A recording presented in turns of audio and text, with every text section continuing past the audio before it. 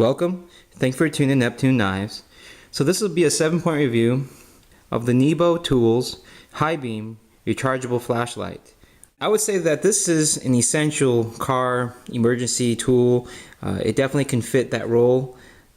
Quite a few years back I purchased 2 of this light, and this is a single AA cell battery light, and I had tested it by throwing it on the concrete, and I threw it probably a good 10 to 14 times as intensely as I could to actually try to break it. And the glass didn't shatter, the entire thing was still fine. The only issue was that the electronics perhaps got a little bit loose to where sometimes when I would try to activate it, it would be a little bit dimmer and sometimes it'd be normal brightness. That concept then of saying they were going to make a tactical flashlight that you would use to strike, kind of like a copy stick, so if that means the light has to be able to handle impacts, this light definitely can do that. And then you add this rubber feature here, so when I use it for utility purpose, if I bite on it, it doesn't hurt my teeth. It is waterproof. The pot clip was not so good. But you can look then at the general quality of Nebo products. They are not amateurs in terms of flashlight manufacturing. They understand the things that are necessary. They incorporate a decent amount of features. They definitely do look at what customers want. So when I saw this, and this is only $10, the concept then, this is something we've seen. You can go to a swap meet, perhaps a gas station, and I previously had owned a plastic one with some cheap LEDs, had like 5 LEDs, had a little plastic actuator button, and this idea of a car charger rechargeable LED light is not uncommon. But what made this stand out to me, beyond it being made by Nebo, was also that it was metal. It didn't have a button actuator. This is aircraft aluminum. The button actuator on the previous, those cheap ones, it's plastic. You accidentally bump it, it turns on in your pocket, you don't know, or in your purse or something, and then it eventually dies out. And then you have to, recharge it again. And it's not really reliable in that sense. This one here has a twist function, and it actually has like 3 notches, one off, one in the middle, and then it almost feels coarse. So in some ways, it just feels like a very long notched action to activate. So you can see it is water resistant. So if you splash water on it, your hands are wet, that's still okay.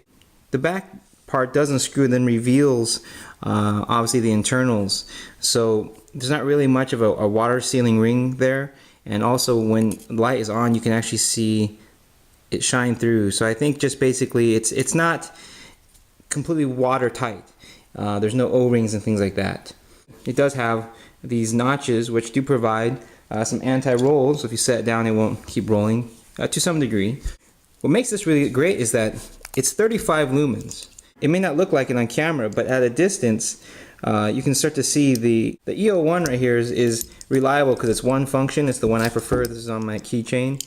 But it's just really, for being a AAA, it barely provides lighting. It just sort of can spotlight, enough to dig through a car. But this Highbeam by Nebo can actually get 25-30 feet across a room. It'll illuminate a small living room, help you look for stuff. So it's bright enough to actually be more than just a up-close EDC.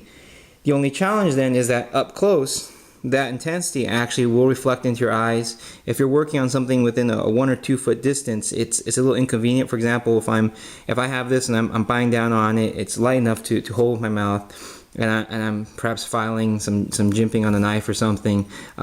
It's reflecting too much. It's causing too much glare. I can't actually see the distinction. So in that sense, it's got its sort of middle ground. The power of this light allows it to be used for more utility tasks, not just perhaps digging through a toolbox. But unfortunately, that also then kind of limits it in terms of very, very up close. If you're trying to do something that requires, for example, circuitry, I don't know if you're an electrician, it's dark, those kind of aspects, it's going to be a little too bright. Unless you can make a quick, easy way to perhaps to filter some of the light out. So reviewing it as a tactical light is a little silly based on what it is, but still it does have some features that make it capable. There is a black alternative color, but this bottom part is still silver, so it still will reflect. If you hide it with your hand, it should be okay. It would be cool if they could put some kind of lanyard or perhaps a ring that could kind of wedge itself. You could screw it on and wedge itself between some of these portions, just so you could get a small string. It doesn't even have to fit anything fancy, just a small cord that perhaps you could even just tie it around your fingers, like loop 2 fingers through, or it would just dangle at least on your pinky, or just some way to where you wouldn't lose it. It's just convenient, and because of that, that kind of makes it tactical because you're going to have it on you. You can see here it is stocky. I mean, it's stockier even than the AA flashlight. So that provides a decent amount of how I say, traction or material to hold. It's definitely easy to manipulate, and you can see you can operate with one hand. All this machining is useful for allowing that traction. I mean, haven't dropped it once by accident yet, and you can, to a certain degree, silently activate it. I mean, you can hear that little bit of grinding, and you can perhaps put some lubrication to prevent that, but you could quietly. I mean, it is a very subtle, so small noise. Now, in terms of tactical performance, shining this at 2 to 3 feet distance directly in someone's eyes will cause spots. The LED is a very bright white LED, and it still caused my eyes to have some distortion. I couldn't read writing. It was definitely bright enough. Beyond 3 feet, though, beyond very close distance, you could just stare at it, no problem. What makes this good is the fact that it's convenient. It's $10, so if you lose it, it's not that big a deal. So then you're kind of compelled to play with it, have it on you all the time. And you can keep playing with it, you can keep using it, and you have no kind of hesitation to use the light because it's rechargeable. And it's sort of like a pocket folding knife or even chewing gum. You know, it tends to be something of our anxiety where we flick open folding knives and we just keep playing around with them, or we'll play around with our cell phones. We like to fidget with things. In the same way, this thing, it's free. You're not losing any money. You know, it's basically just something you can keep playing with, and because of that, you're more than likely going to have it on you. And so when you think of tactical use or EDC use, this is going to preserve perhaps your other EDC lights, the batteries and those other things. For example, I have my PD35, and I want to preserve that Highbeam. I want the batteries to maintain their charge so that if I have to use the PD35 to blind somebody, I can.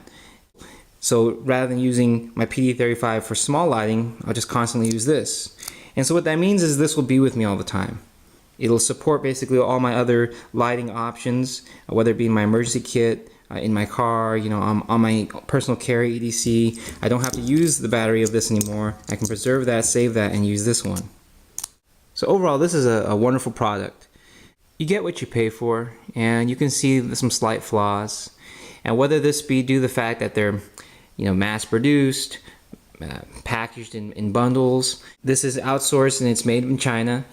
It's kind of like the machine's process can be very complex. The machine that CNCs this can go around and clean everything, make everything perfect, but that costs more time, more money, more different components to be used, more machines to be used. And it's not really necessary for what it is. I think the key components, the key integral parts that make this thing work. So if you haven't checked out Nebo lights, I think you should check out their website. It's listed under Nebo tools, and then you can look at their flashlights. And this is definitely a product that I think is very good. If Nebo is watching, that's 3 of your products that I own, and I've bought multiples, 2 of each of these. So thank you for watching. I hope this video was helpful. As always, if you need to contact me, you can email me at NeptuneKnives@gmail.com. Look forward to more 7-point reviews on tactical knife discussions, whatever I can do to contribute.